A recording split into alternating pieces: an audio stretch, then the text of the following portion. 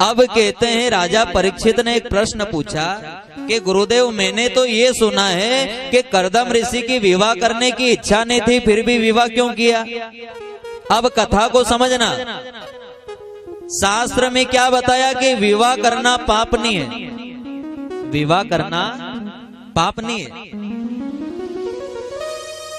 लेकिन विवाह करने के बाद उल्टा काम करना महापाप है।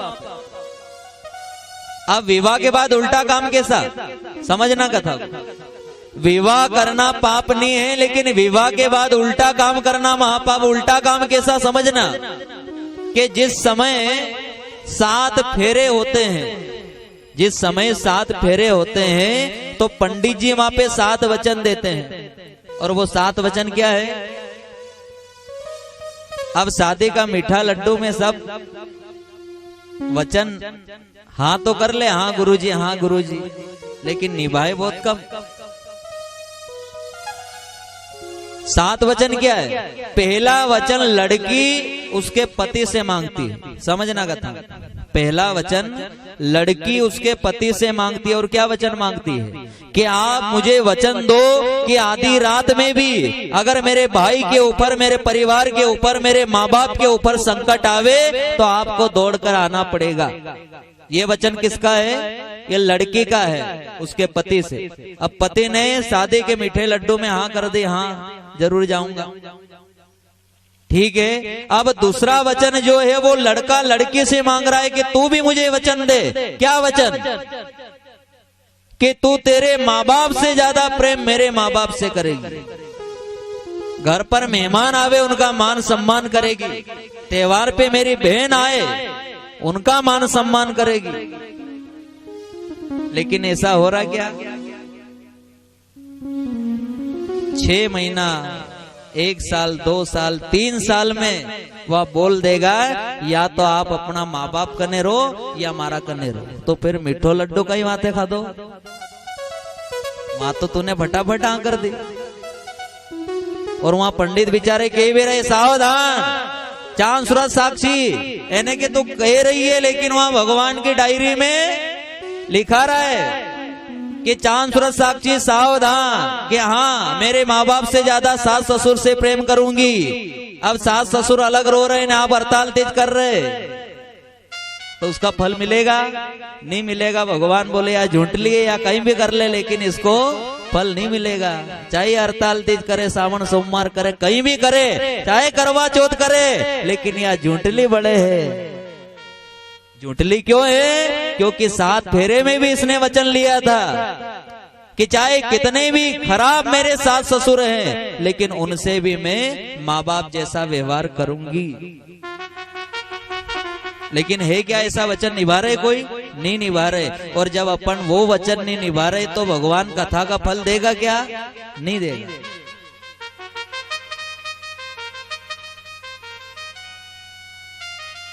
माताएं बहनों को कथा से सीखना चाहिए, घर को ही मंदिर बनाओ। और घर के अंदर देखो कि घर के अंदर मंदिर जैसा माहौल है कि नहीं।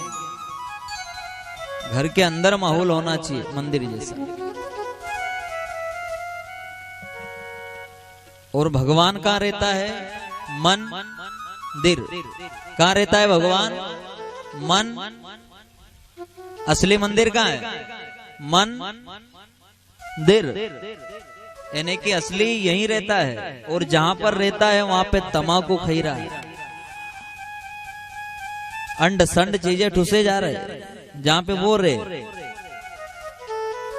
अब विचार करो कि जहां भगवान बैठा वहां गंदगी भर गए, ये जगह कहां मिलेगी अपने को।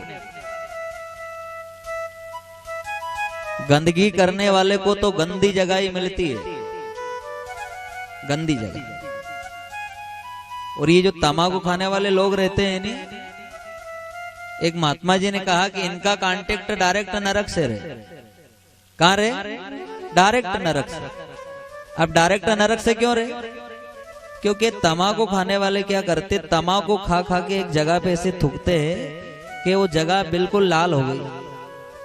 अब जिस जगह पे उन्होंने थूका वो मिट्टी किसी काम आती है क्या, काम आती है क्या? वो मिट्टी कह रही है तेरे कारण आज मैं हवन कुंड में नहीं गई। पंडित जी ने कहा कि आसपास से मिट्टी में से अच्छी मिट्टी ढूंढ के लाओ, हवन कुंड पे लेप करने के लिए। अभी तमाकू वाला थूमके थूमके ने वहां लाल कर दिया। अब वो मिट्टी बोल रही कि यो कोड़ियो नहीं थूमतो नहीं, तो आज मैं भी भगवान काड़ी में काम आई जाए। लेकिन इसने थूका तो आज मैं भगवान से दूर, और इसके कारण मैं दूर, तो ये भी दूर ही रहेगा, ये भी दूर रहेगा। इसलिए खाओ तम्बाकू, लेकिन एक डिब्बा लो, उसमें थूको, गंदा मत करो जगह। खाने का ज्यादा शौक है तो फिर ध्यान रखो कि मैं कहां थूक रहा हूं, कोई पाप तो नहीं कर रहा हूं। बोलिए सदगुरु भगवान की जय। कहते हैं भगवान ने कहा कि विवाह करना पाप नहीं है। आज राजा परीक्षित ने भी कहा कि जब कर्दम ऋषि की विवाह करने की इच्छा नहीं थी तो विवाह क्यों किया? तो श्री सुखदेव जी महाराज ने कहा कि विवाह जो है ये भगवान की इच्छा से होते है, हमारी इच्छा से। वो तो सिर्फ निमित्त बनाता है, विवाह भगवान की इच्छा से ही होते है।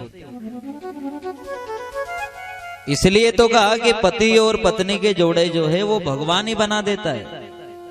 वो तो सिर्फ योग मिलाता है, योग। राम जी को सीता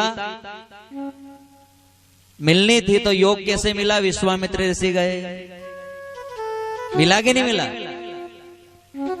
वो सब करवा देता है, उसको जो करवाना है सब करवा देता है, लेकिन समय समय पर करवाता है। इसलिए तो कहा समय से पहले और भाग्य से ज्यादा किसी को नहीं मिलता।